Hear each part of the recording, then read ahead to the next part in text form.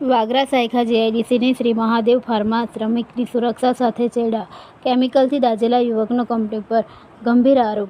વાગરા તાલુકાની સાયખા જીઆઈડીસીમાં આવેલી Shri Mahadev pharma private limited કંપનીમાં ગત 22 જુલાઈ 2025ના રોજ રાત્રિના સમયે સુડી ગામના એક શ્રમિકના જીવને જોખમમાં મૂકનારી ઘટના બની હતી, જેમાં સુડી ગામના દિવ્યેશ પરમાર નામના યુવકને કામ દરમિયાન હાથમાં કેમિકલ લાગતા તે ગંભીર રીતે દાઝી ગયો હતો. આ ઘટનાને ઔદ્યોગિક સલામતીના નિયમોના સરેઆમ ભંગ અને કામદારોની સુરક્ષા પ્રત્યે કંપનીની ઘોર બેદરકારી પર સવાલ ઊભા કર્યા છે. ઇજાગ્રસ્ત દિવ્યેશ પરમારના સનસનાટીભર્યા આક્ષેપો અનુસાર તે ભલે એઓસીપી ન હોય, પરંતુ તેને ફિલ્ટર જોખમી કામ કરવાની ફરજ પાડવામાં આવી હતી. તેણે સ્પષ્ટપણે જણાવ્યું કે કંપનીમાં સુરક્ષા માટેના પૂરતા સાધનો ઉપલબ્ધ નથી અને રાત્રિના સમયે ફિટર ગેરહાજર હોવાથી તેને બળજબરીથી ફિટરનું કામ સોંપવામાં આવે છે. સૌથી ચોંકાવનારો આક્ષેપ એ છે કે ઘટના બન્યા બાદ કંપની દ્વારા કોઈ તાત્કાલિક સારવાર પૂરી પાડવામાં આવી ન હતી. દિવ્યેશે પોતાના મિત્રોને ફોન કરીને બોલાવવા પડ્યા હતા અને મિત્રોએ તેને ખાનગી વાહન મારફતે આમોદ આરોગ્ય કેન્દ્ર ખાતે લઈ ગયા હતા. આ ઘટના કંપનીના કામદારો પ્રત્યેના સંવેદનશીલ વલણની ચરમસીમા દર્શાવે છે. આજે પથકના 2 અગ્રણી આગેવાનો ભોગ બનનાર યુવક સાથે ન્યાય અપાવવા કંપની ખાતે પહોંચ્યા હતા, પરંતુ તેમને પણ કડવો અનુભવ થયો હતો. યુવક અને આગેવાનોના આક્ષેપ મુજબ કંપની મેનેજમેન્ટે તેમને તમારે જે કરવું હોય તે કરી લો કહીને જાણે કે કાયદા અને ન્યાયને પડકારી રહી હોય તેવો ઉદ્ધવ જવાબ આપ્યો હતો. આ વલણ દર્શાવે છે કે કંપની સત્તાવાર રીતે તપાસ અને કાયદાકીય કાર્યવાહીથી ડરતી નથી. આ ભયાનક ઘટનાએ અનેક સવાલો ઊભા કર્યા છે, જેનો જવાબ આપવો પણ અનિવાર્ય છે. જો આ ઈજા વધુ ગંભીર હોત અને યુવકનો જીવ જોખમમાં મુકાયો હોત તો તેની જવાબદારી કોની હોત? શું ખરેખર શ્રી મહાદેવ ફાર્મા જેવી કંપનીમાં કામદારોને સલામતીની સાધનો પૂરા પાડવામાં આવતા નથી? જો કંપની દ્વારા કામદારોની સુરક્ષા સાથે આ પ્રકારે સરેઆમ સમાધાન કરવામાં આવતું હોય તો તંત્ર દ્વારા કડકમાં કડક પગલાં શા માટે નથી લેવાતા? શું શ્રમ અને બેરોજગાર વિભાગ આવા ઔદ્યોગિક એકમો સામે મૌન સેવી રહ્યું છે? જેવા અનેક સવાલો પથકના જાગૃત નાગરિકોમાં ચર્ચાઈ રહ્યા છે. તો બીજી તરફ આ સમગ્ર બનાવ અંગે શ્રી મહાદેવ ફાર્માના મેનેજર પંકજ પટેલે કંપનીનો બચાવ કરતા જણાવ્યું હતું કે ઘટના બન્યા બાદ કંપની દ્વારા પ્રાથમિક સારવાર આપવામાં આવી હતી અને સેફ્ટી એન્ડ હેલ્થ વિભાગને પણ જાણ કરાઈ હતી.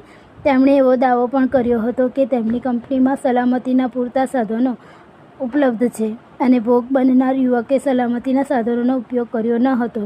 વધુમાં તેમણે યુવકને કોઈ પણ લાયકાત વિના માત્ર ભલામણથી નોકરીએ રાખ્યો હોવાનો અને તેને 2 મહિનામાં અન્ય જગ્યાએ નોકરી શોધી લેવા પણ જણાવ્યું હોવાનો આક્ષેપ કર્યો હતો.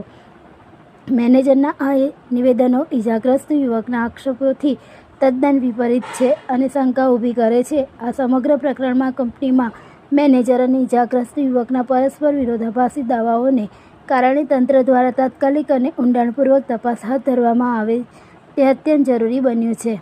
કામદારોની સુરક્ષા એ સર્વોચ્ચ પ્રાથમિકતા હોવી જોઈએ અને આ મામલે કોઈ પણ બેદરકારી દાખવનાર અને કાયદાનો દંડો ઉગામવામાં આવે તેવી સમયની પણ માંગ છે, જેથી ભવિષ્યમાં કોઈ નિર્દોષ શ્રમિકનો જીવ જોખમમાં ન મુકાય.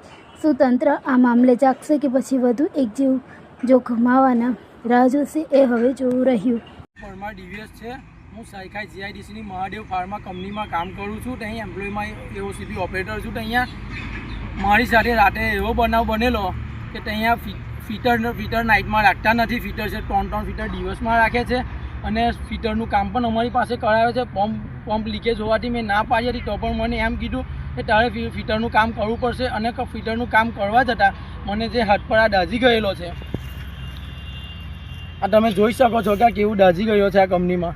જે કંપનીમાં તમારું જે એક્સિડન્ટ થયું છે, શું તે કંપનીમાં સેફટી નથી આપવામાં આવતી? તો તમે સેફટી બાબતે શું કહેવા માગો છો કંપની વિશે? આ કંપનીમાં કોઈ જાતની સેફટી આપવામાં નથી આવતી. સેફટી શૂઝ નથી આપવામાં આવતા કે ગોગલ્સ પણ નથી આપવામાં આવતા. આ કંપનીમાં કોઈ સેફટી ઓફિસર પણ નથી કે કોઈ જાત સેફટી બાબતે આ કંપની ઝીરો છે. કોઈ જાતની સેફટી છે નથી આ કંપનીમાં. એ કંપનીમાં જે તમારા સાથે એક્સિડન્ટ થયું છે તેના વિશે તમે શું કહેવા માગો છો અને સરકારને શું સંદેશ આપવા માગો છો? જણાવો. હું સરકારશ્રીને કહેવા માગું છું કે આ જે Mahadev pharma camp company Saykha જીઆઈડીસીમાં આવેલી છે, પંકજ પટેલ, KM પટેલ અને નટુ પટેલ રહે અંકલેશ્વર, એમને મિલીભગતથી આ કંપની ચલાવવામાં આવે છે. આ કંપનીમાં મને કોઈ ઓફર લેટર નથી આપવામાં આવ્યો, જોઈનિંગ લેટર નથી આપવામાં આવ્યો કે કન્ફર્મ લેટર પણ નથી આપ્યો મને. વાગરા તાલુકાના પ્રમુખ સાહેબશ્રીને તથા મામલતદાર સાહેબશ્રીને હું રજૂઆત કરું છું કે આ કંપની પર શિક્ષાત્મક પગલાં લેવામાં આવે. આ કોની મિલીભગતથી કંપની ચાલે છે? સાયકા જીઆઈડીસીમાં મહાદેવ ફાર્મા જે કંપની છે એ કોની મિલીભગતથી ચાલે છે? ISO સર્ટિફાઈડ છે કે નહીં? મીડિયાના માધ્યમથી લેબર કમિશનર સાહેબશ્રીને, ભરૂચ જિલ્લા કલેક્ટર સાહેબશ્રીને રજૂઆત કરું છું કે જે સાયકા જીઆઈડીસીમાં ચાલતી મહાદેવ ફાર્મા કેમ કંપની, તેના માલિક પંકજ પટેલ, KM પટેલ અને નટુ પટેલ જે આ કંપની ચલાવી રહ્યા છે એ કંપનીને તાળાબંધી થવી જોઈએ. આ માલિકો આગળ શિક્ષાત્મક પગલાં લેવામાં આવે એ મારી માંગ. જો આવનારા આ 7 દિનમાં કાયદેસર કાર્યવાહી કરવામાં નહીં આવે તો હું દિવ્યેશ પરમાર CMOમાં મુખ્યમંત્રીશ્રીને ઓનલાઈન અરજી કરીશ, જેને નોંધ લેવા વિનંતી. જય હિન્દ, જય ભારત.